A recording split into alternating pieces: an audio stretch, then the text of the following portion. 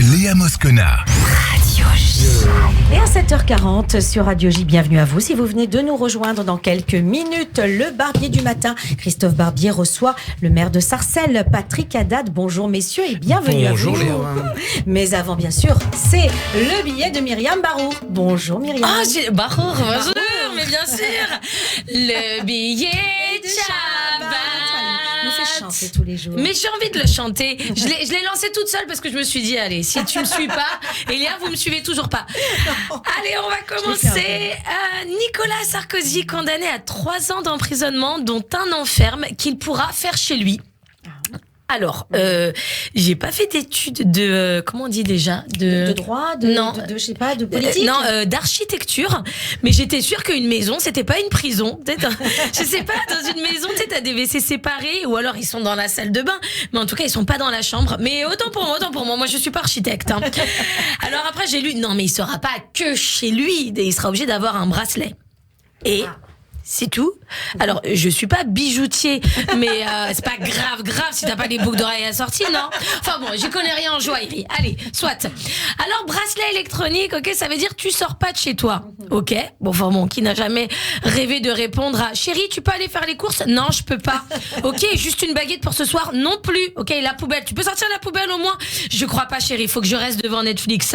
La punition, elle est plus pour sa femme que pour lui, non?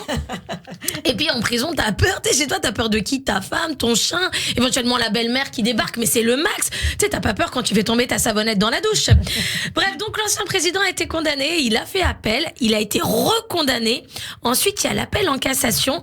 Et s'il est recondamné, on appelle Dieu directement. Je sais pas, il a dit j'irai jusqu'au bout. C'est quoi le bout? On s'adresse au grand rabbin de France ou au Père Noël? Qu'est-ce qui se passe ensuite?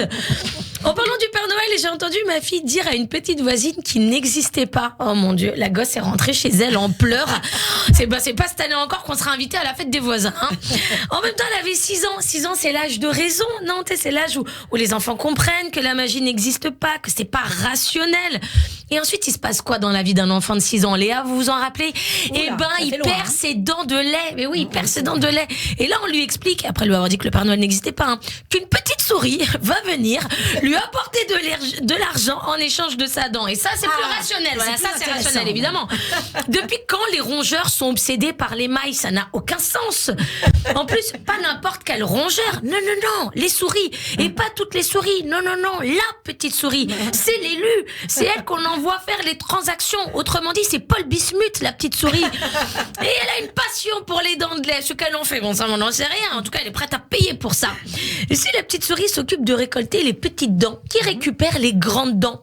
Partant du postulat, petite dent, petite somme. Ça voudrait dire grande dent égale grande somme. Une grande souris. Et oui, et c'est pour ça que les dentistes sont tous blindés. Hein? À votre avis, pourquoi quand ils t'arrachent les dents, ils te les rangent jamais dans un petit mouchoir? Ils se les gardent.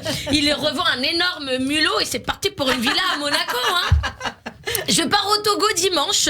Je suis au bout de ma vie de laisser mes enfants 8 jours. Je vais leur mettre un bracelet électronique pour les surveiller à distance. Moi, j'ai fait des post-it et j'ai écrit sur chaque tiroir ce qui contenait pour mon mari. Des chaussettes 7 ans, chaussettes 4 ans, chaussettes trouées si vraiment t'es en galère.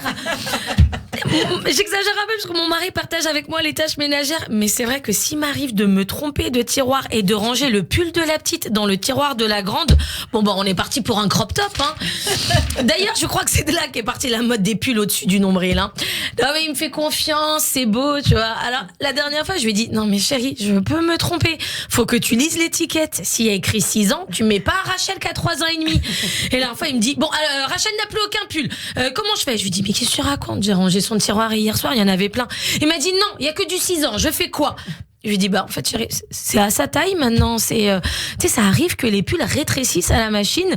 Rachel, c'est la dernière de la famille. Donc, elle a récupéré tous les vêtements de toutes ses cousines, de sa sœur. Je lui ai jamais acheté même une culotte à la gosse. Donc, voilà, c'est normal qu'après 12 gosses, les vêtements aient rétréci au lavage. Je lui dis, te fie pas ce qui est écrit. Si c'est dans son tiroir, tu lui mets et c'est tout. Bon, là, je l'ai perdu, vraiment. Il s'est mis à transpirer ou à pleurer, je suis pas sûre. Ma fille m'a demandé si quand j'allais revenir du Togo, j'allais encore m'appeler Myriam. Je lui ai dit, oui, ma chérie, Zemmour n'est pas devenu le président togolais, tout va bien se passer. Et je pars qu'une semaine pour le travail. Elle m'a dit, mais maman, c'est un vrai travail, les blagues? Je lui ai dit, oui, mais donne-moi quand même tes dents, on sait jamais. Allez, merci de m'avoir écouté. Merci Myriam. Et c'est l'heure du Barbier du matin. Et Christophe Barbier ce matin reçoit le maire de Sarcelles, Patrick Haddad.